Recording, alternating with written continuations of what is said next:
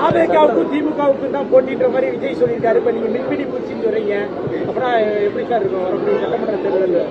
Sir, களத்துக்கு களத்தில் பணியாற்றவங்க எங்களுக்கு தான் தெரியும் யாருக்கு யார் போட்டி என்பது.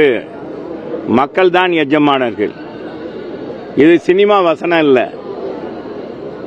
அவர் அப்படி சொன்னாரான்னு எனக்கு தெரியாது. நீங்க கேட்குறீங்க, நீங்க வாட்டு ஊடகங்கள் ஏதாச்சும் ஒரு கேள்வியை போட்டுட்டு அப்புறம் செல்லூர் ராஜ் ஏதாச்சும் சொன்னார், விஜய் சாடினார். ஏப்பா, முதல் ஆண்டுல தொடக்கத்தில் எல்லாரும் மகிழ்ச்சியா இருக்கணும்னு வேண்டிட்டு வந்திருக்கோம்.